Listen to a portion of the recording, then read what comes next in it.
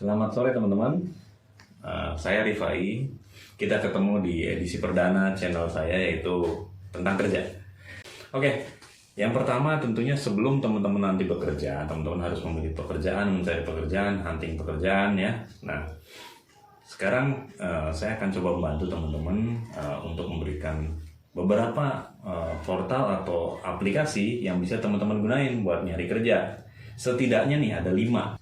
Kelima aplikasi tadi itu cukup umum digunakan oleh para pencari kerja, dan khususnya dalam hal ini adalah fresh graduate. Oke, kita bahas satu-satu ya. Yang pertama adalah tentunya LinkedIn. Ini portal aplikasi pencari kerja dan profesional terbesar yang ada yang saya tahu ya. Jadi di situ berkumpul para pencari kerja maupun yang sudah bekerja dan HRD, semua profesional ada di sana.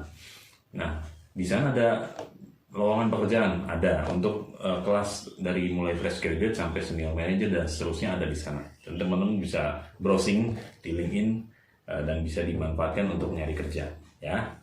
Jadi silahkan dicoba untuk LinkedIn baik melalui website maupun melalui aplikasi. Oke. Yang kedua yaitu Jobstreet. Jobstreet ini cukup umum dipakai dalam beberapa tahun terakhir. Jobstreet cukup banyak digunakan oleh para fresh graduate untuk mencari pekerjaan karena di situ banyak lowongan, ribuan lowongan yang disiapkan oleh para recruiter maupun HRD dari beberapa perusahaan untuk mencari para pencari kerja. Ya, di situ teman-teman bisa pilih mau area mana, kemudian mau bidang apa, kemudian mau lulusannya teman-teman dari SMK atau D3 atau S1 itu bisa filter. Kemudian di Jobstreet juga teman-teman bisa cari range salary-nya berapa gitu. Misalnya kalau masih teman-teman, oh saya mau salary yang sekian nih di awal masuk, ya silahkan dicoba saja. Nggak ada salahnya coba, nanti teman-teman bisa lihat yang muncul perusahaan apa aja gitu ya.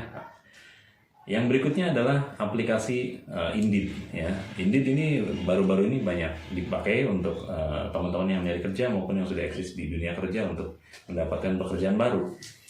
Ini cukup membantu juga karena Indeed itu menurut saya aplikasi yang lumayan lengkap juga. Jadi teman-teman nanti bisa lihat di situ beberapa pekerjaan untuk fresh graduate ada di sana ya. Nextnya adalah aplikasi Kormo Jobs. Kormo Jobs ini aplikasi baru juga yang teman-teman bisa lihat di Google Play Store. Di situ downloadernya udah nyampe 10 juta, cukup banyak untuk sebuah portal aplikasi pencari kerja.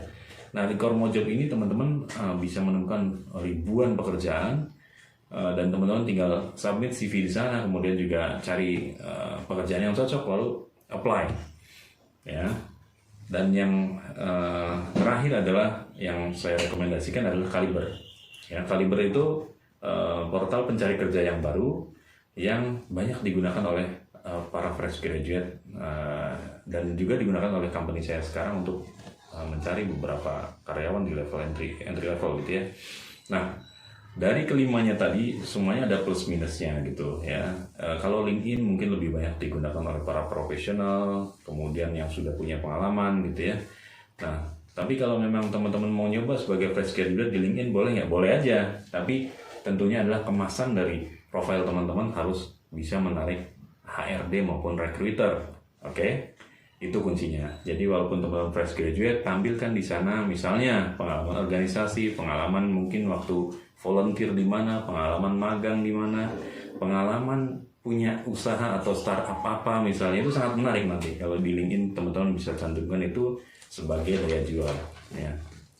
Kalau di tempat aplikasi yang lain, yang 4 yang saya sebutkan, teman-teman bisa melalui pembuatan CV yang bagus, kemudian diupload di sana. Nah, itu yang bisa teman-teman gunakan untuk mencari kerja, 5 portal yang mungkin bermanfaat untuk teman-teman. Namun mungkin yang terakhir di sini saya mau ngasih tips ya. Jadi tipsnya adalah gini, kadang-kadang di portal itu tidak semuanya perusahaannya itu valid atau betul 100% perusahaan yang benar. Bahkan saya sendiri pernah mengalami kita meng-apply, melamar ke perusahaan yang ternyata adalah perusahaan palsu dan dia hanya penipu gitu ya. dia tidak mencantumkan alamat website, dia juga tidak mencantumkan alamat yang sebenarnya, kontak person. Nah, itu bisa terjadi. Jadi teman-teman ketika nanti apply suatu pekerjaan harus dilihat dengan teliti gitu ya, siapa yang memberi pekerjaan tersebut atau siapa yang mempost pekerjaan tersebut, apakah ada websitenya, apakah ada kontak personnya, dan apakah memang tidak mencurigakan iklannya. Kadang-kadang ada yang tanpa identitas gitu. Misalnya sebuah perusahaan ternama di bidang consumer good membutuhkan ini, tapi tidak ada kejelasan informasinya perusahaannya. Nah itu teman-teman harus hati-hati karena ada modus-modus seperti itu yang dia, let's say misalnya teman-teman diminta untuk interview ke Jakarta atau ke kota lain, dan yang disampaikan oleh recruiter yang palsu tadi, perusahaan yang fake tadi, itu teman-teman diminta untuk mentransfer sejumlah uang sebagai syarat untuk dibuatkan uang transport atau tiket. Ya, ini yang harus hati-hati ya buat teman-teman yang baru, dan mungkin nanti beberapa tipsnya kalau masih ada yang teman-teman bingung atau ragu, silahkan komen di bawah, nanti saya akan jawab satu persatu, mudah-mudahan membantu. Dan jangan lupa nanti edisi berikutnya saya akan jelasin lebih jauh lagi tentang bagaimana cara menampilkan diri kita yang bagus di LinkedIn dan portal-portal aplikasi melalui CV yang bagus gitu ya. Sampai jumpa teman-teman dan sukses selalu buat kita.